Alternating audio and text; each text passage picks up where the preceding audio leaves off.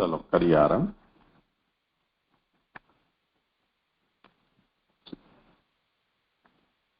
પ્રમેય રત્ન સંગ્રહમાં કાલે આપણે જે કર્યું ને એનું થોડું કરી લો. ભક્તિ તે નતું કર્યું અને અર્પણે પણ નથી કર્યું. થોડું થોડું બંને જણા કરી લો.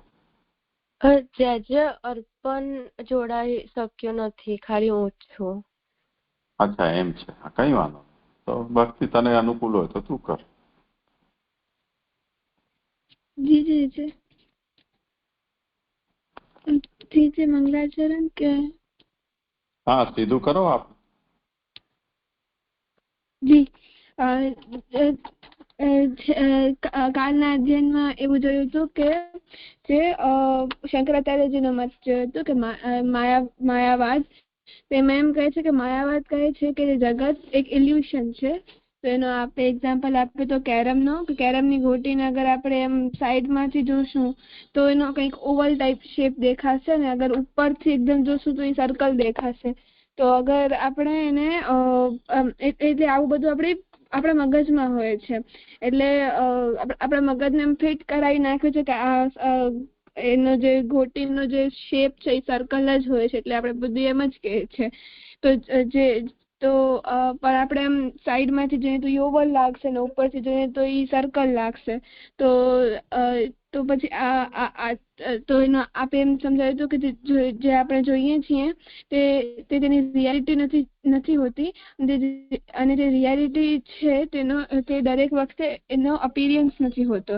તો આપણે બધા નિર્ણય અનુભવો એક્સપિરિયન્સ ઉપર કરીએ છીએ, પણ જે અનુભવોમાં જ આપણો કંઈક બરાબરનો ઘોટાળો હોય તો એના આધારે જે નિર્ણય લેવામાં આવે તો તે તો એ સાચો ન જ હોઈ શકે. અને કોઈ વસ્તુ યથાર્થ જેવું હોય, કોઈ વસ્તુ યથાર્થ જેવું છે તેવું, યથાર્થ એટલે કે જેવું છે તેવું આપણને અનુભવતું જ ન હોય તો તેને આપણે બોલી કેમ શકીએ. તેનો આપણે એક્ઝામ્પલ આપ્યું હતું કે ચંદ્રમા. તો ચંદ્રમા છે એને આપણે જોઈએ છીએ તો એ આપણને એમ તો એનો એક જ દેખાય કે સર્કલ છે એમ, અને એની લેન્થ ને બ્રેથ ને એવું બધું દેખાતું હોય છે. પર અગર આપણે એમ આપણને કોઈ પૂછે તો આપણે એમ કહીશું કે 3D શેપમાં છે. તો આપણે થોડી ના જોયું છે કે આપણે કોઈ બીજા પ્લેનેટ લઈએ તો એને પણ આપણે એમ કહીશું કે 3D શેપમાં છે, સર્કલમાં છે. તો આપણે એને થોડી ના જોયું છે, આપણે તેનો પાછળનો ભાગ બી નથી જોયો, તો આપણને થોડી ના ખબર હશે કે તે સીધું કયા શેપમાં છે અને એનો રંગ રૂપ ને આવી રીતે કેમ છે. તો પણ આપણા મગજમાં બેસાડી દીધો છે કે હા સર્કલ છે, આ 3D છે, એટલે આપણે એમ બોલી દઈએ છીએ. અગર એને આપણે એ વસ્તુને ઝૂમ કરીને જોઈએ તો એના જે પાર્ટ્સ છે એ અલગ અલગ દેખાશે, અને જે લોકો ચંદ્ર પર જઈને આવ્યા છે એ પણ આમ અલગ અલગ રીતે કહે છે. તો આ કારણે સત્ય અને અસત્યમાં આપણે કન્ફ્યુઝન ક્રિએટ થઈ જાય છે, મૂંઝવણ થાય છે.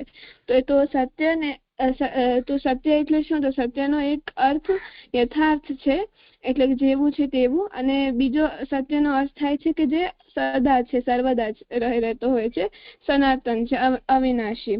તો જેનો નાશ થતો હોય તે વિનાશ એટલે કે અસત, વિનાશ થતો હોય એટલે કે અસત, અને જેનો નાશ ન થતો હોય એટલે કે અવિનાશી એટલે કે સત. તો જે રાઉન્ડ સ્ક્વેર કે દૂધની નદી, એના આપણે એક્ઝામ્પલ આપે તો કે એવું બધું હોતું બી નથી ને આપણે એવો અનુભવ પણ નથી થતો, તો એક અસત છે. તો જે અસત હોય તેનો એક્ઝિસ્ટન્સ ના હોય તે કારણે તેનો અનુભવ પણ ન હોય, અને તે કારણે તે વસ્તુ નથી એમ, તે અસત છે એમ આપણે કહી શકીએ. અને પછી હજી એક વસ્તુ આવે છે મિથ્યા. એટલે મિથ્યા એટલે કે જે સત પણ ન હોય અને અસત પણ ન હોય. એટલે જૈન ધર્મ આપે એમ સમજાય તો કે જૈનોમાં એવું કન્ફ્યુઝન ક્રિએટ થતું હતું કે કઈ વસ્તુ સત છે, કઈ વસ્તુ અસત છે. તો એમણે સ્યાદ અસી એવો શબ્દ આગળ લગાડ લેવાનો એમ કહ્યું કે કદાચ આ વસ્તુ આવી છે, કદાચ આ વસ્તુ તેવી છે. કદાચ આ વસ્તુ સત છે કે કદાચ આ વસ્તુ અસત છે. તો સત એટલે કે અવિનાશી, ક્યારે પણ તેનો નાશ ન થાય. અસત એટલે કે જેનો અસ્તિત્વ જ ન હોય, તે કારણે તેનો અનુભવ ન થાય. અને મિથ્યા એટલે કે આ બંનેથી જુદો, ન અસત હોય ન સત હોય. પછી જે પછી શંકરાચાર્યજીનો મત માયાવાદ એ જોયું હતું. તો એનામાં આપણે 3 વસ્તુ જોઈ. પહેલા તો જોયું કે જગત સત છે, જગત સત નથી શંકરાચાર્યજીના મતે. તો કારણ એ કેમ નથી? તો એના કારણે એમ જોયું કે માયાના પડદો હટી જાય છે અને બ્રહ્મ જ્ઞાન થાય છે.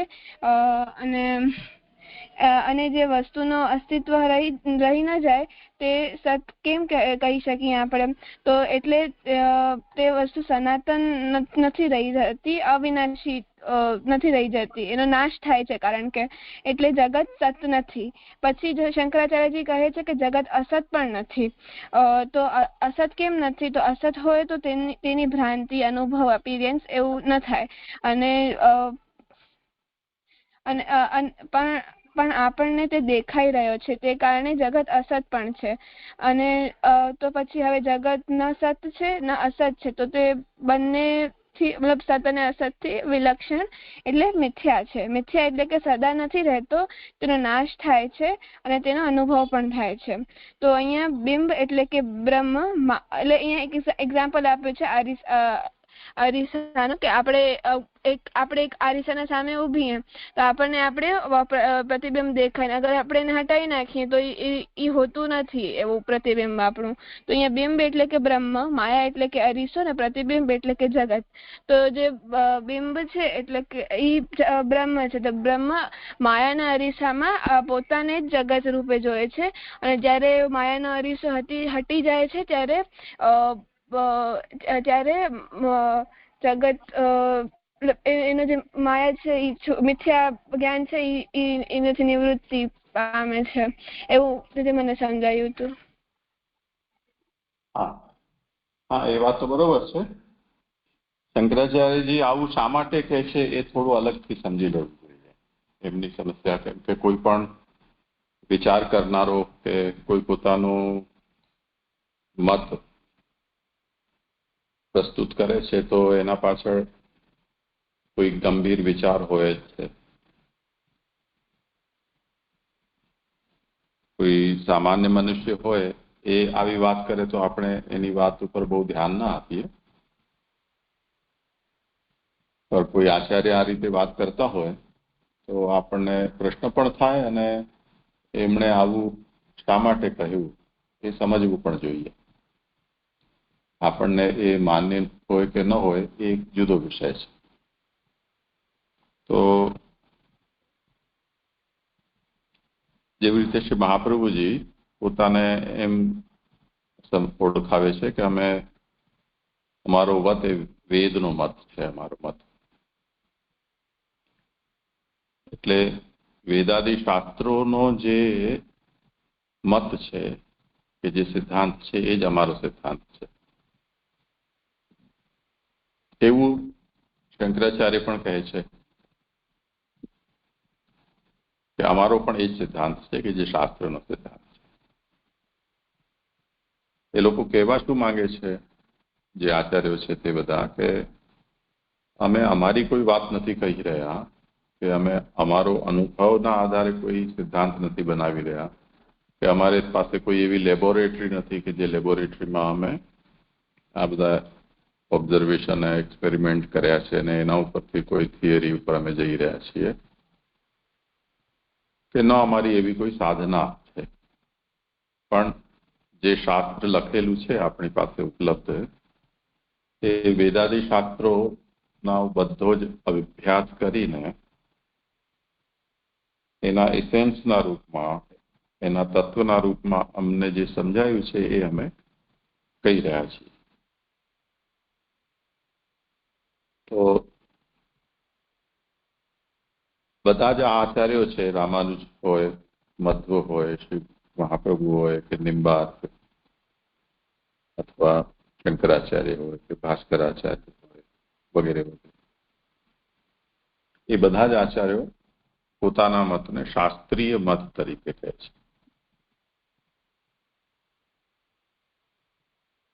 હવે શાસ્ત્ર તો બહુ વિપુલ ગ્રંથ રાશિ છે, કે ખૂબ એનું કદ બહુ મોટું છે.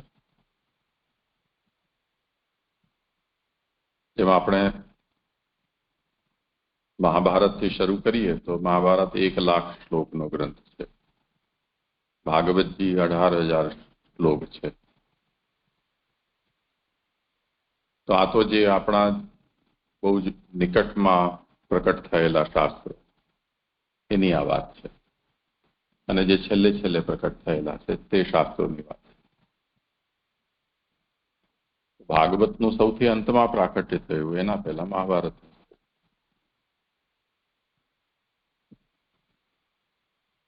તે સિવાયના 17 પુરાણો, રામાયણ અને 4 વેદો, એની ઘણી બધી શાખાઓ.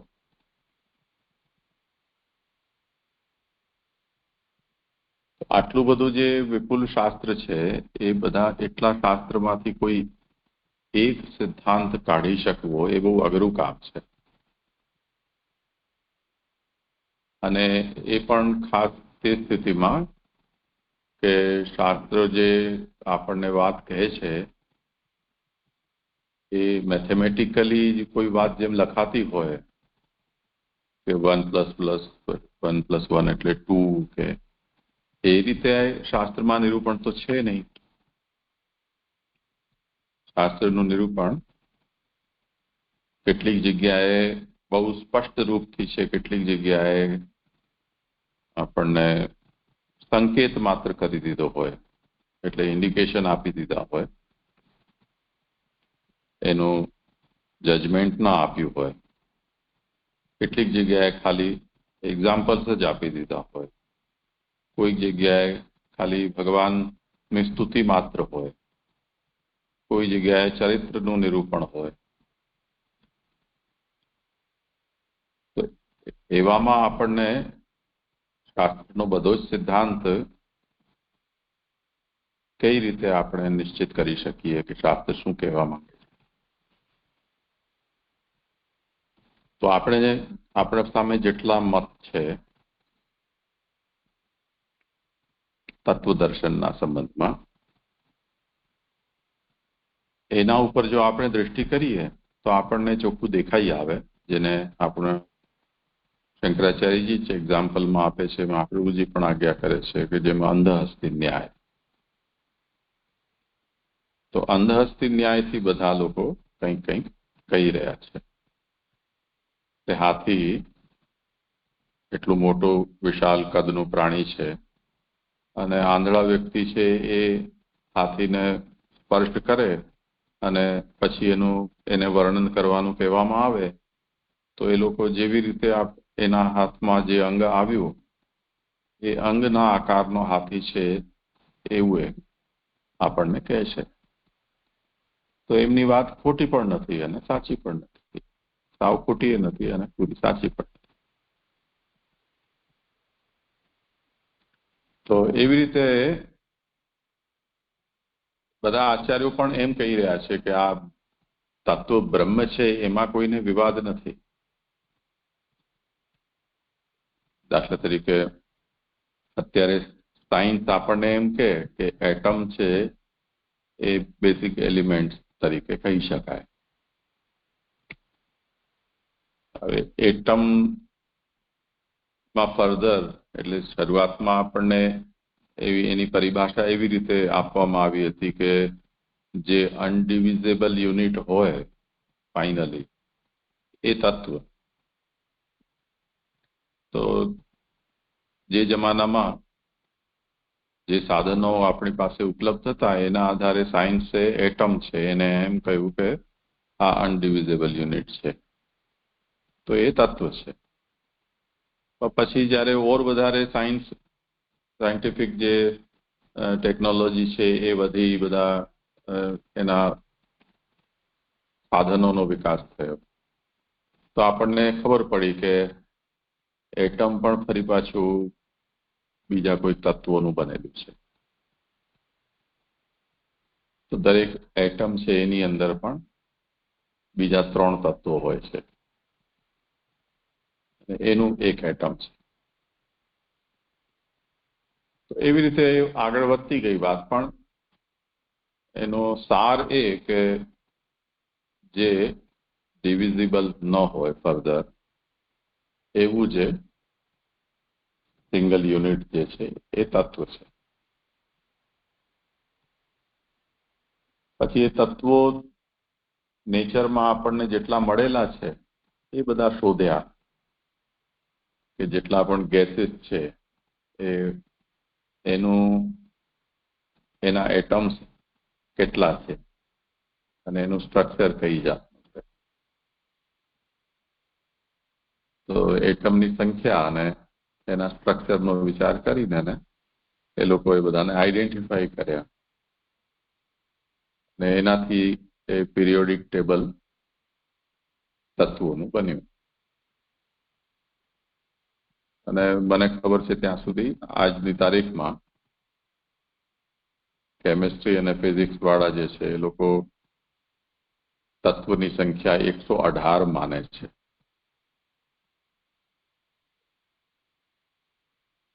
એકસો 118 જે તત્વો છે એમાં કેટલાક તત્વો એવા છે કે જે નેચરમાંથી મળેલા છે અને અત્યારે પણ નેચરમાં એ રીતે છે અવેલેબલ. કોઈ રેરલી અવેલેબલ છે, કેટલાક ઇઝીલી અવેલેબલ છે અને કેટલાક તત્વો એવા છે કે જે મનુષ્ય લેબોરેટરીમાં બનાવેલા છે. તો સાંખ્યશાસ્ત્ર એને પ્રકૃતિ અને વિકૃતિ એ રીતે કહે છે. તો જેમ પ્રકૃતિના સત્વ, રજસ અને તમસ આ 3 તત્વો અને પછી એમના મિશ્રણથી બનેલા વિકૃતિરૂપ તત્વો. તો પ્રકૃતિ વિકૃતિ અને કેવલ પ્રકૃતિ અને વિકૃતિ એ રીતે સાંખ્યશાસ્ત્ર કહે છે. એવી રીતે મોડર્ન સાયન્સ છે એમાં પણ તત્વના સંબંધમાં આવી માન્યતા છે. એ લોકોએ 118ની સંખ્યા પર પહોંચ્યા છે. તો તત્વ સંબંધમાં કઈક એક ધારણા આ લોકોની આવી બની. એવી રીતે શાસ્ત્ર આધારિત જેમનું ચિંતન છે એ લોકો પણ તત્વ આખરે શું અને કેટલા એમની પણ વિચાર, એમનો પણ એક જાતની ક્વેસ્ટ છે. તો બ્રહ્મ એ એકમાત્ર તત્વ છે એ વિષયમાં બધા જ લોકો સંમત છે મોટા ભાગના. એટલે બ્રહ્મની તત્વરૂપતાના વિષયમાં કોઈને કોઈ વિવાદ નથી. પણ જેવી રીતે સાયન્સને તત્વનો મતલબ જે ડિવિઝિબલ ન હોય ફર્ધર એવું એક એટમ, અને પછી નેચરમાં આપણને એ જે ફોર્મમાં અવેલેબલ થાય છે એવું કરતા પછી એને ગણવા પણ માંડ્યા. ચલો એટમ છે તો સમજ્યું, પણ જો નેચરે આપણને હાઇડ્રોજનના રૂપમાં આપણને અવેલેબલ થાય છે તો હાઇડ્રોજનના અંદર કેટલા એટમ હોય છે અને એનું એટોમિક સ્ટ્રક્ચર શું હોય છે. પછી જો હિલિયમ જો છે બીજું તત્વ, તો હિલિયમના એટમ્સ કેટલા હોય છે અને એનું એટોમિક સ્ટ્રક્ચર શું છે. એવી રીતે જેનું એ રીતે આઈડેન્ટિફાઈ થઈ શક્યું એને એમને અલગ અલગ તત્વોના નામ આપ્યા કે આને હાઇડ્રોજન કહીશું, આને હિલિયમ કહીશું. શુદ્ધ તત્વો અને પછી મિશ્રિત તત્વો એ રીતે.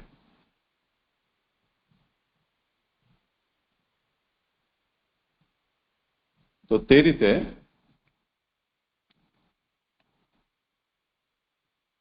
બ્રહ્મ એ તત્વ છે તો નક્કી થઈ ગયું.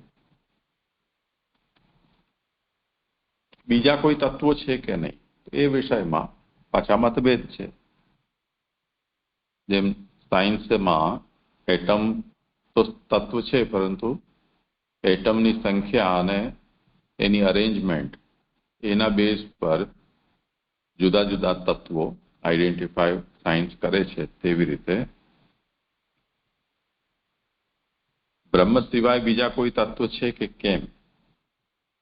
કેટલાક લોકો કહે છે કે હા, આ જે જળ જગત છે એ બ્રહ્મથી જુદું તત્વ છે. કેટલાક લોકો એમ કહે છે કે જીવ પણ એક જુદું તત્વ છે. તો બ્રહ્મ, જગત અને જીવ એમ 3 તત્વો થઈ જાય. પછી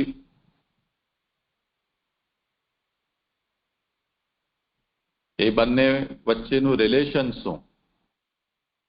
એટલે એ બંને એકદમ એકબીજાથી અલગ તત્વો છે 3 કે બંને, કે એમના વચ્ચે કંઈક કનેક્શન છે? તો કેટલાક લોકો એમ કહે છે કે નહીં, અત્યંત ભિન્ન છે એકબીજાની 3. એટલે જે જીવ છે એ બ્રહ્મ નથી, જીવ છે એ જડ નથી, જગત નથી, જગત એ જીવ અને બ્રહ્મ નથી, બ્રહ્મ એ જીવ અને જગત નથી. એમ આ 3 એકબીજાથી એકદમ સેપરેટ છે. કેટલાક લોકો એમ કહે છે કે નહીં, એટલું બધું સેપરેટ નથી. જેવી રીતે આપણું શરીર અને આપણા અંદરની જીવા આત્મા, એવી રીતે બ્રહ્મ, જીવ અને જગત એ શરીર અને આત્માની જેમ એકબીજાની સાથે જોડાયેલા છે. તો હવે મૂળ મુદ્દો આવ્યો કે શંકરાચાર્યજી આ વિષયમાં શું કહે છે. તો શંકરાચાર્યજી એમ કહી રહ્યા છે કે નહીં, જગત અને જીવ એનું અસ્તિત્વ જ નથી.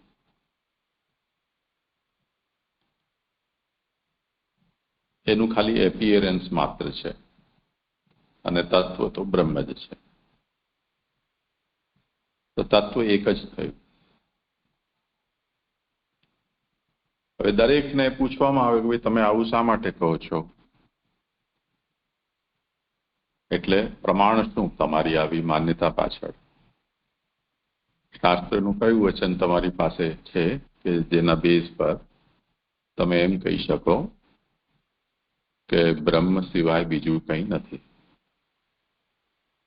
તો શંકરાચાર્યજી કહે છે કે એકમેવા દ્વિતીયમ બ્રહ્મ નેહ નાનાસ્તિ કિંચન. આ એક શાસ્ત્રનું વચન છે. એકમેવ અદ્વિતીયમ બ્રહ્મ. એકમેવ એટલે એક જ છે. એટલું જ કહીને એને શાસ્ત્ર ચૂપ નથી થતું. અદ્વિતીયમ એમ કહે છે. એટલે બ્રહ્મ સિવાય બીજું કંઈ જ નહીં, એવું એકમાત્ર બ્રહ્મ જ તત્વ છે.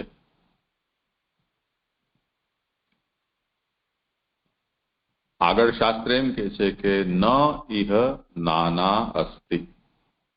અહીં નાના એટલે વેરિયસ, એટલે વેરાયટી. અહીંયા કંઈ પણ વેરાયટી નથી. અહીંયા કંઈ પણ જુદું જુદું નથી. આ શાસ્ત્રનું વચન છે. તો એ શાસ્ત્રના વચનથી બ્રહ્મ સિવાય બીજું અહીંયા કંઈ જ નથી અને બ્રહ્મ જ એકમાત્ર તત્વ છે એવું પ્રૂવ થાય છે. હવે જો તમે જીવ અને જગત પણ છે એવું કહો છો તો આ વચન ખોટું સાબિત થાય છે. તો તમે એનો અર્થ બતાવો. અને નહીં તો તમે એમ માનો કે જે દેખાઈ રહ્યું છે. અચ્છા, હવે શંકરાચાર્યજીને કોઈ એમ પૂછે કે તો આ જગત અને જીવ દેખાય છે એનું શું કરશો? તમે કીધું એ વાત તમે સાંભળી લીધી અને સમજ્યા કે બ્રહ્મ જ એકમાત્ર તત્વ છે, અહીંયા બ્રહ્મથી જુદું બીજું કંઈ જ નથી. તો જગત અને જીવ દેખાય છે એ સંબંધમાં તમે શું કહેવા માંગો છો? તો શંકરાચાર્યજી એમ કહે છે કે જો એકમેવા દ્વિતીયમ બ્રહ્મ નેહ નાનાસ્તિ કિંચન, આ વચન જો સાચું હોય અને એ રીતે જો સિદ્ધાંત હોય તો તે સિવાય જે દેખાય છે એ બધું મિથ્યા છે. સીધો જ મતલબ છે.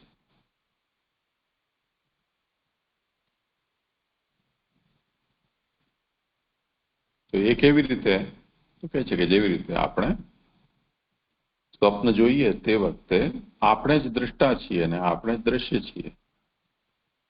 જોનારા પણ આપણે છીએ, દેખાઈ પણ આપણે રહ્યા છીએ. એટલે આપણા અંદર જ બધું થઈ રહ્યું છે. પણ જ્યારે સ્વપ્ન તૂટે છે ત્યારે આપણને ખ્યાલ આવે છે કે હવે તો કંઈ છે જ નહીં. તો આપણે જ રહી જઈએ છીએ. તો સ્વપ્ન મિથ્યા હતું એટલે ન રહ્યું, તત્વ હતું એ બચ્યું. તો એકમેવા દ્વિતીયમ બ્રહ્મ નેહ નાનાસ્તિ કિંચન. આ શાસ્ત્ર વચનને શંકરાચાર્યજીએ દ્રઢતાથી પકડ્યું છે. એ એમનો બેઝ છે મત. અને એ વચનને સત્ય સિદ્ધ કરવા માટે એનાથી વિરુદ્ધ જો આપણા અનુભવો કંઈક કહેતા હોય તો એ બધું ખોટું છે.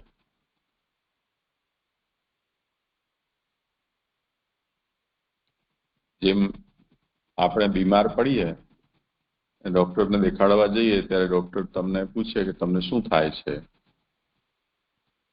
તો એમ કહીએ કે તાવ આવે છે, ઠંડી પડે છે, શરીરમાં દુખાવો છે,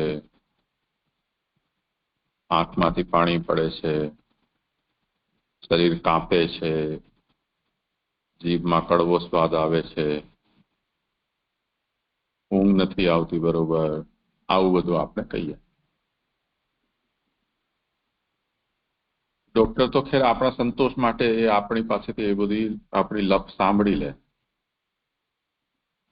પણ ડોક્ટરના હિસાબે આપણે આ જે વર્ણન કર્યું છે એ કોઈ રોગ નથી. ડોક્ટર કે છે આ બધું મિથ્યા છે, આ તત્વની વાત નથી. કેમ કે તત્વ તો આ બધા આને જેને એ લોકો એમ કહે છે કે આ સિમ્પટમ છે, એટલે રોગના લક્ષણો.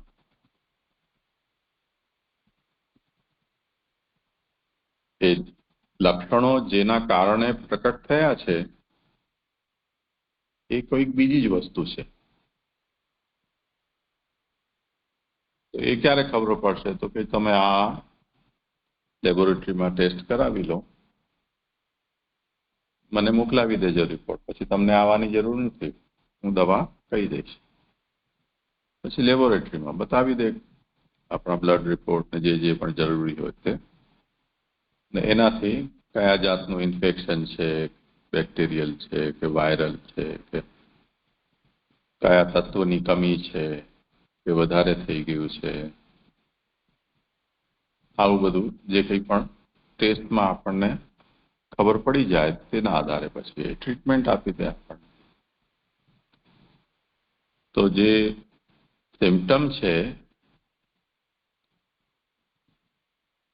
આપણે જેમ ઘરગથ્થુ ઉપચાર કરતા હોઈએ અને ઘણી વખતે આપણો રોગ શાંત ન થતો હોય, તો આપણે જે ટ્રીટમેન્ટ કરીએ છીએ કેવા છે, એ રોગનો ઈલાજ નથી કરતા, સારવાર, પણ રોગના કારણે જે ચિહ્ન પેદા થયા છે એની સારવાર કરીએ છીએ. એટલે શરીરમાં સ્પંજ કરી દઈએ કે માથા ઉપર મીઠાના પાણીના પોતા કરી દઈએ કે કોઈ બામ લગાડી દઈએ. તો આવું બધું જે કરીએ છીએ એ બધા બાહ્ય ઉપચારો છે, એ રોગના ઉપચાર નથી. કેમ કે રોગનું કારણ જ ન હોય આપણને ખબર, તો બહારના ઉપચારથી રોગનું નિવારણ ન થઈ શકે. તો તત્વ સુધી આપણે પહોંચ્યા નથી. એ વાત શંકરાચાર્યજી કહી રહ્યા છે કે તમે જે બાહ્ય જે તમારા લક્ષણો છે એ બાહ્ય લક્ષણોનો તમે ઉપચાર કરી રહ્યા છો, એ તત્વ સુધી તમે પહોંચ્યા નથી. તો તમને જે જગત અને જીવ દેખાઈ રહ્યા છે એ વસ્તુતઃ મિથ્યા છે, જેમ સ્વપ્ન છે. હવે એની પ્રક્રિયા અહીંયા વર્ણવવામાં આવી છે કે જેવી રીતે એક સ્વપ્ન છે એમાં એક જ વ્યક્તિ એટલે કે આત્મા એ જ સ્વપ્નનો સાક્ષી છે, અને આખી સૃષ્ટિ એ પોતે સ્વપ્નમાં સર્જી દે છે. અને એ સ્વપ્ન જ્યારે ખતમ થાય છે તે વખતે પોતે એકલો જ બચી જાય છે, પછી કંઈ સ્વપ્નમાં રહેલું અસ્તિત્વમાં રહેતું નથી. એવી રીતે આ જગત, જીવ, ઈશ્વર વગેરે છે. એટલે બ્રહ્મ જ્યારે સપનું જોવાનું શરૂ કરે ત્યારે એ બ્રહ્મ ઈશ્વર બની જાય છે. સ્વપ્ન એ એની સૃષ્ટિ બની જાય છે. એમાં એ સુખ દુઃખનો ભોગ કરે છે. એટલે સારું સપનું આવે તો રાજી થાય, ખરાબ સપનું આવે તો દુઃખી થાય. એ એનું જીવ બની જવું છે. જેમાં આપણે અરીસા સામે ઊભા રહીએ અને અરીસામાં સામે જે દેખાઈ રહ્યું છે આપણું રિફ્લેક્શન, પ્રતિબિંબ, એ પ્રતિબિંબને જોઈ જોઈને આપણે આપણા શણગાર કરીએ છીએ. અને તેટલા વખત સુધીમાં આપણે એનાથી મોહિત પણ થઈ જઈએ છીએ. આ સારું લાગે છે, આમ કરીએ તો આ ખરાબ લાગે છે, આમ કરીએ તો ઓર વધારે સારું લાગે. એમાં આપણે જ પોતાને જોઈ જોઈને હરખાઈએ અને દુઃખી થઈએ. અને જ્યારે એ પ્રતિબિંબ જેમાં પડી રહ્યું છે, દર્પણ, એ દર્પણ જો હટી જાય તો પ્રતિબિંબ પણ રહી નથી જતું.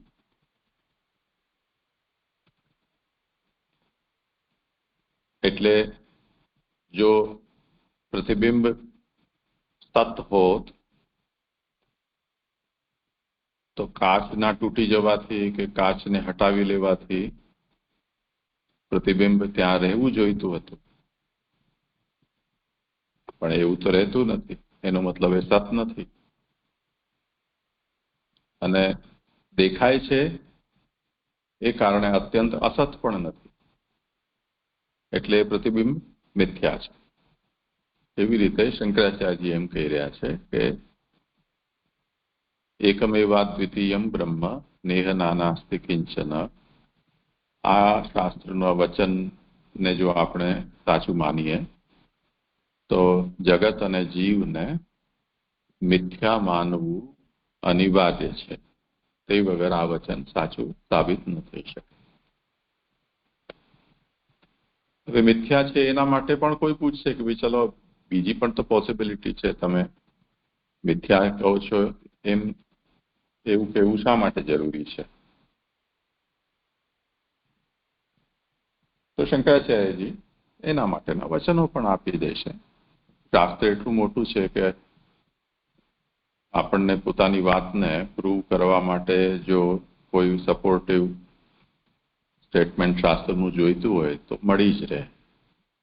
પછી હવે એ આપણને વિચારવાનું રહે કે જે વચન આપણે આપણા જે વાતને સાબિત કરવા માટે શાસ્ત્રનું ત્યાં ટાંકી રહ્યા છીએ એનો ખરેખર એ જ અર્થ છે કે નહીં. એ રેફરન્સમાં એ વાત કહેવામાં આવી છે કે નથી કહેવામાં આવી, એ પછી ચર્ચાનો વિષય છે. તો શંકરાચાર્યજી વગેરે છે એ પણ શાસ્ત્રના મહારથી છે. એટલે કોઈ પણ શાસ્ત્ર એમની નજરથી બહાર તો હોય જ નહીં. તો શાસ્ત્રના વચનો એ પણ શોધી કાઢે, ચલો આ વચનથી જગત મિથ્યા પણ સાબિત થાય છે, આ વચનથી જીવ પણ મિથ્યા સાબિત થાય છે. માનવું ન માનવું એ આપણી ઈચ્છાની વાત. આપણી પાસે એ વચનોની જુદી વ્યાખ્યા છે તો આપણે એને જુદી રીતે પ્રસ્તુત કરીએ છીએ.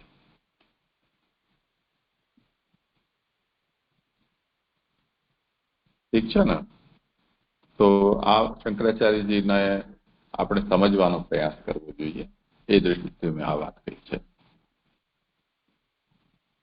તે પછી આપણે વિકૃત અને અવિકૃત પરિણામ અને જગત બ્રહ્મનું અવિકૃત પરિણામ છે, આ વાત જોઈ. તો હવે જુઓ, આ શંકરાચાર્યજીનું જે બેકગ્રાઉન્ડ છે એના બેઝ પર હવે મહાપ્રભુજીની વાતને આપણે લઈએ. તો નામ લઈને આપણે એમ કહીએ કે ચલો મધ્વાચાર્યજી છે, એમનું એમ કહેવું છે કે જગત, જીવ અને બ્રહ્મ એ ત્રણેય એકબીજાથી અત્યંત જુદા તત્વો છે અને એટલે એમાં ક્યાંય એકબીજાની અંદર હસ્તમિલાપ થઈ શકે એવું નથી. જીવ સદા જીવ જ રહે છે, જળ સદા જળ જ હોય છે, અને બ્રહ્મ સદા બ્રહ્મ જ છે. પછી શ્રી રામાનુજાચાર્યજી એમ કહ્યું કે નહીં, સાવ એવી વાત નથી, પણ જેમ આપણું શરીર છે એ શરીરમાં આત્મા છે, તો એમ સમજો કે બ્રહ્મ બરાબર આત્મા, પછી શરીર બરાબર જીવ, અને આપણા વાળ અને નખ જેવા જે અંગો છે કે જે અને તમે કાપી દો કે જલાવી દો તો પણ તમને કોઈ જાતની પીડા ન થાય, એ જળ છે એમ સમજો. તો એક જ શરીરમાં આ ત્રણે ત્રણ આપને અવેલેબલ થઈ જાય છે. એવી રીતે એમ સમજો કે જળ, જીવ અને બ્રહ્મ આ ત્રણેય ભેગા થઈને એને એક શરીર જ છે. એમાં આત્માના સ્થાને બ્રહ્મ છે, દેહના સ્થાને જીવો છે, અને વાળ નખ જેવાના સ્થાને કે એ શરીરના જે વસ્ત્ર વગેરેના રૂપમાં ગણી લો કે ઘરેણાના રૂપમાં ગણી લો, તે પ્રમાણે આ જળ છે. તો મધ્વાચાર્યજીથી થોડુંક ઇમ્પ્રોવાઇઝડ મત શ્રી રામાનુજાચાર્યજીએ બતાવ્યો કે જેનાથી એક હોવા છતાં ત્રણ અને ત્રણ હોવા છતાં પણ એક, એવું કંઈક મતલબ થયો. એટલે એમના મતનું નામ, મધ્વાચાર્યજીના મતનું નામ દ્વૈતવાદ. શંકરાચાર્યજી એના પહેલા થયા જેમણે કેવલાદ્વૈત કહ્યો. મધ્વાચાર્યજી આવીને એકદમ એનાથી અપોઝિટ દ્વૈતવાદ કહ્યો. રામાનુજાચાર્યજીએ થોડીક એને સિન્થેસાઇઝ કરીને એને કહ્યું કે નહીં, એ એક હોવા છતાં ત્રણ અને ત્રણ હોવા છતાં પણ એક. હવે એનાથી આગળ આપણે શ્રી મહાપ્રભુજી પાસે આવીએ. શ્રી મહાપ્રભુજી આપણને એ વાત સમજાવ્યું કે રામાનુજાચાર્યજીમાં અને શ્રી મહાપ્રભુજીમાં ભેદ શું છે એ જ ખાસ અહીંયા સમજવાનું છે. આપણે રામાનુજાચાર્યજી એમ નથી કહેતા કે બ્રહ્મ જ પોતે જીવ બન્યો છે અને જગત બન્યો છે. એમના મતમાં પણ જીવ અને જગત જુદા જુદા જ છે. બ્રહ્મ જીવ બન્યો છે કે બ્રહ્મ જગત બન્યો છે એવું એમને ત્યાં નથી. પણ જીવ, જગત અને બ્રહ્મ એ ત્રણેય ભેગા છે એટલું એમનું કહેવું છે. જેવી રીતે શરીરમાં આત્મા, શરીર અને વાળ નખ વગેરે જળ જેવા અંગો હોય છે તેવી રીતે, ડેડ સ્કિન હોય તેમ. એવી રીતે એમણે એ વાત કહી છે કે શ્રી મહાપ્રભુજી અહીંયા એ વાત સમજાવી રહ્યા છે કે એવું કહેવા જતા સર્વમ ખલુ ઇદમ બ્રહ્મ, આ એક શાસ્ત્રનું વચન છે. અહીંયા જે કંઈ પણ છે તે બધું બ્રહ્મ છે. તે જ રીતે આત્માનમ દ્વેધા પાતયત, એણે પોતાને જ બે ભાગમાં વહેંચી દીધું.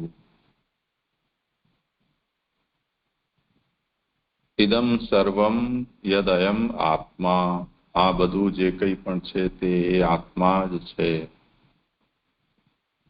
તયે વેદમ સર્વમ, આ બધું એ જ છે. તે જ રીતે મમૈવાંશો જીવલોકે, જીવલોકમાં મારો જ અંશ છે. પછી યથાગ્ને ક્ષુદ્રાઃ વિસ્ફુલિંગાઃ વિચરંતી, આગમાંથી જેમ તણખા ઝરે તેવી રીતે તથૈવ અસ્મદાત્મનઃ સર્વે લોકાઃ સર્વે પ્રાણાઃ સર્વાણી ભૂતાની વિચરંતી, આ બધું જ એમાંથી વિચરિત થાય છે. તો આવા બધા શાસ્ત્ર વચનો છે જે આપણને એમ વિચારવા માટે પ્રેરિત કરે છે કે અહીંયા જેટલી પણ વિવિધતા પ્રકટ થયેલી છે એ એક તત્વમાંથી જ થયેલી છે. એટલે બ્રહ્મ જ પોતે જીવ બન્યો છે એના અંશથી, તે જ રીતે બ્રહ્મ જ પોતે એના અંશથી જગત બન્યો છે.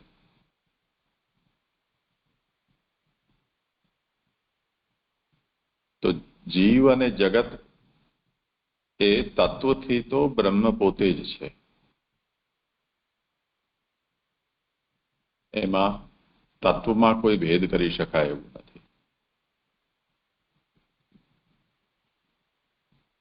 જેમ આપણને સાયન્સ જે રીતે આપણને એલિમેન્ટ્સના માટે કહે છે, એમાં આપણે એ વાત જોઈએ છીએ કે જે પણ એલિમેન્ટ્સ, દાખલા તરીકે આપણે પ્રાઇમરીલી એમ કહેતા હતા કે કોઈ પણ મેટર છે એની 3 સ્ટેજ હોય છે, સોલિડ, લિક્વિડ અને ગેસિયસ. તો જ્યારે આ વાતને આપણે જાણતા ન હતા, એટલે નાનું બાળક આ વાતને ન સમજે, એ આ ત્રણેય વસ્તુને અલગ સમજે કે પાણી અલગ છે, નક્કર વસ્તુ, કોન્ક્રીટ વસ્તુ અલગ છે, પછી ગેસીસ છે, વાયુ છે, એ અલગ છે. એને 3 અલગ અલગ પદાર્થ આપણે માનીએ. આપણે ત્યાં એને પંચમહાભૂત તરીકે કહેવાય છે. 3ની જગ્યાએ 5 લઈ લો તમે. પણ જેમ આપણે પાણીને ફ્રીજમાં જમાવી દઈએ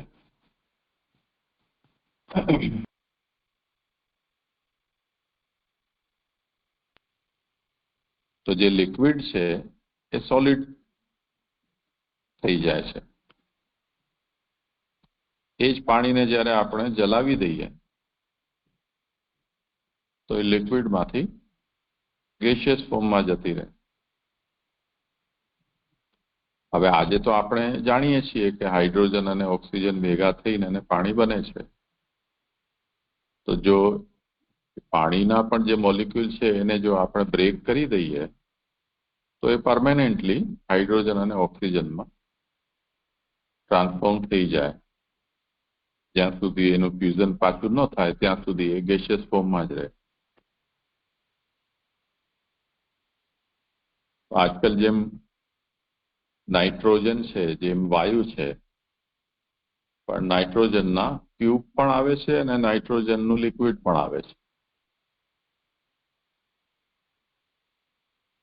તો નાઇટ્રોજન ગેસના આપણા વાહનોના ટાયરો છે એમાં હવા ભરવામાં નાઇટ્રોજનનો ઉપયોગ થતો હોય છે કે ઓછું ગરમ થાય, ઠંડો વાયુ છે એટલે, તો ટાયરનું આયુષ્ય વધારે રહે. તો ત્યાં ગેસિયસ ફોર્મમાં હોય છે. પછી નાઇટ્રોજન બહુ જ ઠંડુ હોય છે, એને કારણે કોઈ પણ વસ્તુ છે એને ઠંડકમાં રાખવી પડતી હોય તો એના લિક્વિડ નાઇટ્રોજનની અંદર એને રાખવામાં આવતું હોય છે. તો એની ટેમ્પરેચર છે એ -150 કે 170 સેલ્સિયસની એટલું નીચું હોય છે. અને એના જ ક્યુબ પણ બની જાય. તો ઘણી વખતે જ્યાં આગ લાગતી હોય છે એવા બધા સ્થાનોમાં એના ક્યુબ દૂરથી ફેંકવામાં આવતા હોય છે. તે જ રીતે કાર્બન ડાયોક્સાઇડનું પણ એવું જ છે.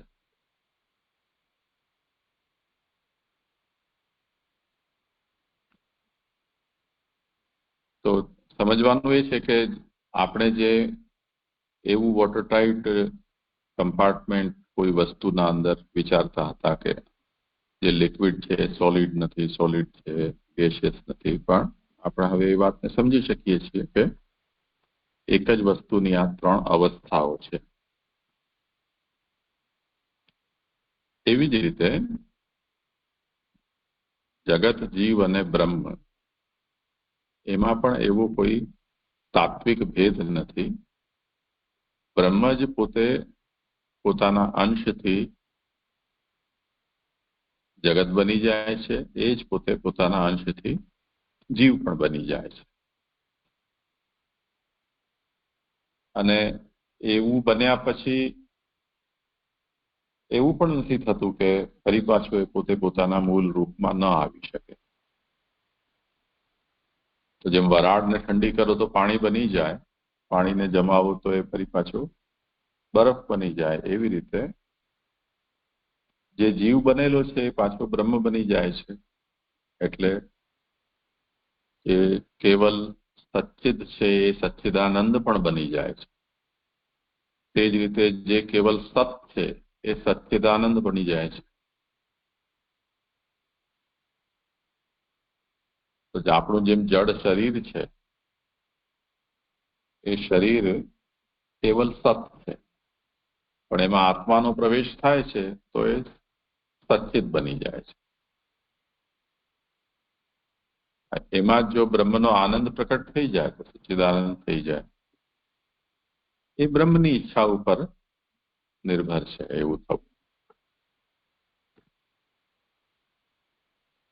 તો બંને રીતે પોસિબલ છે, ટુ અને ફ્રો.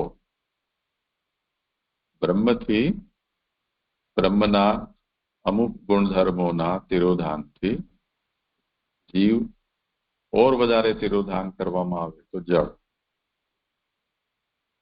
પછી એનાથી ઉલટું જેનું તિરોધાન થયું છે એમાં જીવનો પ્રવેશ થાય તો એનું પ્રમોશન થયું ઓર એના આનંદ પણ પ્રકટ થઈ જાય તો પાછા પોતે મૂળ રૂપમાં આવી ગયું.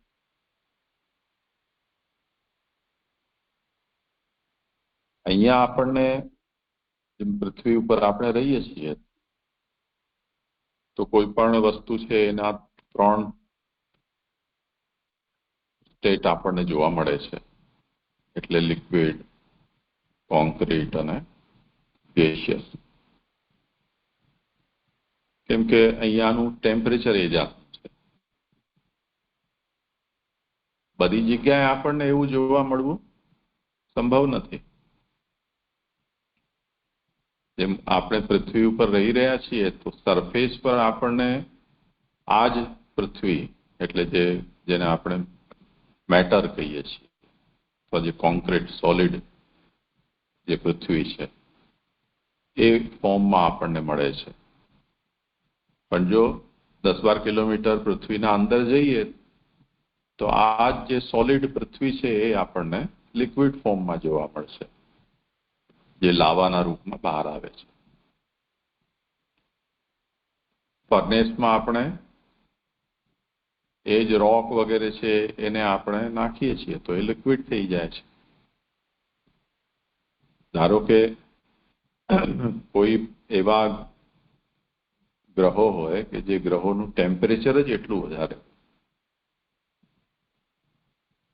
કે જ્યાં કોઈ વસ્તુ સોલિડ રહી જ ન શકતી હોય, જેમાં આપણા પૃથ્વીનું મેન્ટલ જે કહેવાય એટલે ઉપરનું સરફેસ, એના પછી નીચેનું સરફેસ, અંદરનો ઠળિયો જેમ તેવી રીતે, તો ત્યાં બધું જ લિક્વિડ ફોર્મમાં જ છે.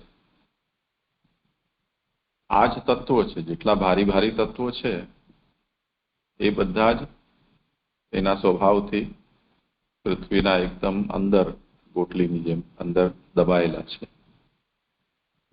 અને એ છે ત્યાં લિક્વિડ ફોર્મ, કેમ કે ત્યાંનું ટેમ્પરેચર જ એટલું વધારે છે. જેમ સૂર્યનું સરફેસનું હોય ને એટલું વધારે ટેમ્પરેચર પૃથ્વીના કોરમાં અને મેન્ટલમાં છે. તો ત્યાં આ બધી ધાતુઓ જેટલી પણ છે ભારી એ ત્યાં જમા થયેલી છે, પણ છે લિક્વિડ ફોર્મ.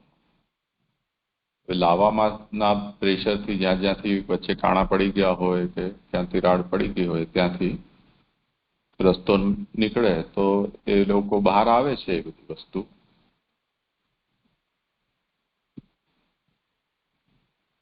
એમાંથી કેટલીક વસ્તુ છે એ ગેસ થઈને ઉડી જાય છે, કેટલીક વસ્તુ ધાતુઓ છે એ પૃથ્વી ઉપર વહેતી નીકળે છે અને પછી જામી જાય છે તો વોલ્કેનિક ઇરપ્શનમાંથી એ બધા રોક બની જાય છે.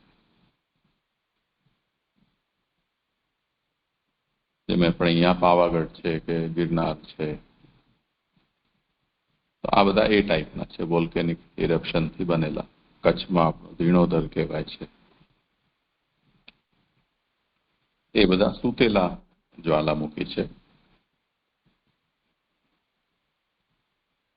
તો જે વસ્તુ વાયુના રૂપમાં છે એ જલના રૂપમાં પણ થઈ શકે છે, તે જ વસ્તુ સોલિડ પણ થઈ શકે છે.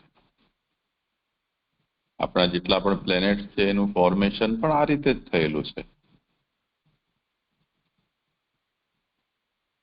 જેટલા ગેસના અંતરિક્ષમાં મોટા મોટા વાદળો બધા ગેસના હોય, એ જ્યારે બહુ જ વધારે પ્રેશરમાં આવે તો એ ભેગા થઈને ને પછી કોઈ લિક્વિફાઈડ થઈ જાય, કોઈ સોલિડિફાઈ થઈને ગ્રહપિંડના રૂપમાં બની જાય છે. એ પછી ફરતા ફરતા એકબીજાની સાથે જોડાતા જાય તો કોઈ મોટું પૃથ્વી જેવું ગ્રહ બની જાય. ફરીથી પાછું એનું રિવર્સ પણ થઈ જશે. જેમ આપણી જે પૃથ્વી છે એનું અંદરની ગરમી સમાપ્ત થઈ જશે તો પૃથ્વીનું ગુરુત્વાકર્ષણ પણ નહીં રહી જાય. બીજી તરફ સૂર્ય છે એ એનો વિસ્તાર વધતો જશે. સૂર્યની ગુરુત્વાકર્ષણમાં આપણે જ્યારે આવી જઈશું તો આપણે ફરી પાછા સૂર્યમાં સમાઈ જઈશું. જ્યારે સૂર્યમાં સમાઈ જઈશું તે વખતે આપણે અત્યારે જે રીતે પૃથ્વી ઉપર છીએ તેવી આપણું અસ્તિત્વ રહી નહીં જાય, બધું એકરસ થઈ જશે. તો જેમાંથી આપણે આવ્યા છીએ એમાં ફરી પાછા લીન થઈ ગયા તો આપણે એ જ અવસ્થાને પ્રાપ્ત કરી લઈશું. શ્રી મહાપ્રભુજી અહીંયા એ જ આજ્ઞા કરે છે કે આ જગત છે એ બ્રહ્મનું અવિકૃત પરિણામ છે. આપણને બ્રહ્મ રૂપે દેખાતું નથી એનું કારણ આ મિકેનિકલ પ્રોસેસ નથી. તે કારણે બ્રહ્મે પૃથ્વી રૂપે પોતે કે જળ રૂપે બન્યું તેમ છતાં પણ એમાં પોતાનો આનંદ ગુણધર્મ છે એને તિરોહિત રાખ્યો છે, એટલે સાયલેન્ટ રાખ્યું છે, પણ છે ત્યાં. જેમાં અંગ્રેજીમાં ઘણા બધા સ્પેલિંગ એવા હોય છે ને કે જેમાં અમુક અમુક અક્ષરો સાયલેન્ટ હોય, પણ બોલવામાં સાયલેન્ટ છે એટલે એને સાયલેન્ટ કહેવાય છે, પણ લખવામાં સાયલેન્ટ નથી હોતા. લખવા તો પડે જ, બોલો ન તો પણ. એવી રીતે જગતમાં પણ ચિત્ત અને આનંદ છે જ, તે જ રીતે બ્રહ્મ જે જીવ છે એમાં પણ આનંદ છે જ. અનુભવમાં નથી, તત્વમાં છે. એને કારણે જ્યારે બ્રહ્મ એમ ઈચ્છા કરે કે હવે આ ફરી પાછા એના મૂળ રૂપમાં આવી જાય તો એ આવી પણ જાય છે. એટલે એકમેવા દ્વિતીયમ બ્રહ્મ નેહનાનાસ્તિ કિંચન, આ વચનના આધારે જગત અને જીવને મિથ્યા માનવાની જરૂરત જ નથી. કેમ કે જો જગત અને જીવને પણ બ્રહ્મ સાથે માનશો તો પણ આ વચન ખોટું સાબિત નહીં થાય. આ વચન તો યથાવત જ રહેશે, કેમ કે તત્વ ક્યાં બદલાયું છે. તો બ્રહ્મ જ જ્યારે જગત અને જીવ હોય તો એકમેવા દ્વિતીયમ બ્રહ્મ એ જ તો સિદ્ધ થયું. તમે એમ પૂછો છો કે પછી જગત અને જીવનું શું, કે એને જુદો તત્વ માનો તો તત્વમાં ભેદ થાય, તો નેહના નાસ્તિ કિંચન જે આ વચન છે એ વચન ખોટું સાબિત થાય. પણ જો જગત અને જીવને પણ તત્વત બ્રહ્મ જ માનો તો નેહના નાસ્તિ કિંચન વચન છે એ પણ યથાર્થ જ થયું. એટલે શ્રી મહાપ્રભુજી શંકરાચાર્યજીને એમ કહે છે કે તમે આ જે મિથ્યાવાદ કહી રહ્યા છો એના કરતા તાદાત્મ્ય જે છે એ બેટર ઓપ્શન છે શાસ્ત્રના મતને સમજાવવા માટેનું. એટલે જગત મિથ્યાત્વવાદ ન કહીને જગત જીવ બ્રહ્મનું તાદાત્મ્ય છે એમ તમારે કહેવું જોઈએ. અને તેથી જગત સત્ય છે, કેમ કે બ્રહ્મ પોતે જગત રૂપમાં બન્યું છે. એને કારણે જેવી રીતે બ્રહ્મ સત્ય છે એવી રીતે જગત પણ સત્ય છે.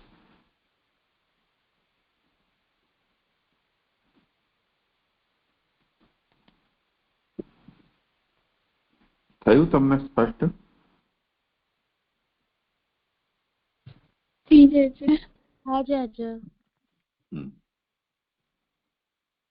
હવે કાલે આપણે જે વાંચ્યું હતું એમાં 10મા પાના ઉપર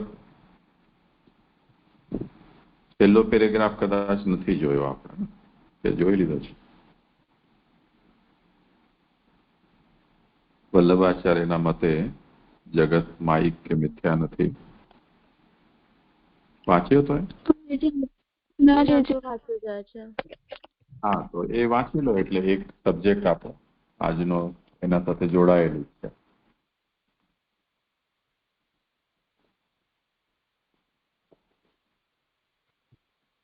જી રાજા. શ્રી વલ્લભાચાર્યના મતે પરંતુ જગત માયિક કે મિથ્યા નથી. બ્રહ્મ સત્ય છે અને તેવા સત્ય બ્રહ્મએ જગતનું નિર્માણ કર્યું છે. બ્રહ્મ સર્વ નામ રૂપ કર્મોને ધારણ કરવામાં સમર્થ હોવાથી તે સર્વભવન સમર્થ એવું બ્રહ્મ પોતે જગત રૂપે પરિણમ્યું છે. માયા પ્રકૃતિ કે પરમાણુ નહીં. બ્રહ્મના સંકલ્પો અસત્ય કદી થઈ શકતા નથી, તેથી તે સત્ય સંકલ્પ છે. સત્ય સંકલ્પ બ્રહ્મે પોતાની સ્વતંત્ર ઈચ્છાથી આ જગતનું નિર્માણ કર્યું છે. આથી માટીથી બનાવેલા રમકડા જેમ મૃદાત્મક માટીના જ હોય છે, સોનાથી બનાવેલા ઘરેણા જેમ સુવર્ણાત્મક જ હોય છે, તેમ સર્વભવન સમર્થ અને સત્ય સંકલ્પ એવા બ્રહ્મથી બનેલું આ જગત માયિક કે મિથ્યા કેવી રીતે હોઈ શકે? આથી જગત અસત્ય કે મિથ્યા નથી પરંતુ સત્ય જ છે. એટલે અહીંયા મને એવી સમજણ પડી કે અહીંયા અવિકૃત પરિણામવાદનું અહીંયા સમજાવી રહ્યા છે કે શ્રી મહાપ્રભુ શંકરાચાર્યજી માને છે કે આ જગત તો માયિક કે મિથ્યા છે. પછી મહાપ્રભુજી કહે છે કે બ્રહ્મ તો સત્ય સંકલ્પ વાળા છે અને બ્રહ્મ જે પણ સંકલ્પ કર્યો છે અને જે પણ આ જગત બનાવ્યું છે એ ક્યારે પણ અસત્ય એ ક્યારે પણ મિથ્યા ના બની શકે. એ સત્ય જ હોઈ શકે છે, કારણ કે બ્રહ્મ તો સત્ય સંકલ્પ વાળા છે અને એમને પોતાના ઈચ્છાથી જ આ જગત નું નિર્માણ કરેલું છે. એટલે અને અહીંયા એક્ઝામ્પલ્સ આપેલા છે કે જેવી રીતે માટીમાંથી જે પણ રમકડા કે માટલા બને તો એ માટીના જ હોય છે અને જે ઘરેણા હોય છે સોનાના જ હોય છે. તો એવી રીતે આ જે જગત છે એ બ્રહ્મરૂપ જ છે. આ બ્રહ્મ જ બનાવેલું છે ને કદાચ પણ આ મિથ્યા ના હોઈ શકે. એવું સમજી જાજો.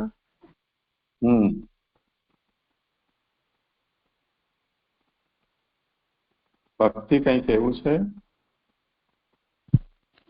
મને પણ એવું જ સમજાણું કે શંકરાચાર્યજી એમ કહે છે કે બધું મિથ્યા જગત છે એ મિથ્યા છે, પણ મહાપ્રભુજી માયાવાદ નું ખંડન કરતા સમજાવે છે કે જે બ્રહ્મ છે તે સત્ય છે અને જે જગત છે એ બ્રહ્મે પોતાની ઈચ્છાથી બનાવે છે. બ્રહ્મ સત્ય સંકલ્પ વાળા છે, તેથી અને તે સર્વસામર્થ્યવાન પણ છે અને બ્રહ્મ સત્ય છે એટલે એમણે આજે જગત બનાવ્યું છે તો તે અસત ન થઈ શકે. અને જેમ સાનવીએ કીધું કે જે ઘરેણા છે તે જે સોનાના ઘરેણા સુવર્ણાત્મક કહેવાય છે, જે માટીના રમકડા મૃદાત્મક કહેવાય છે.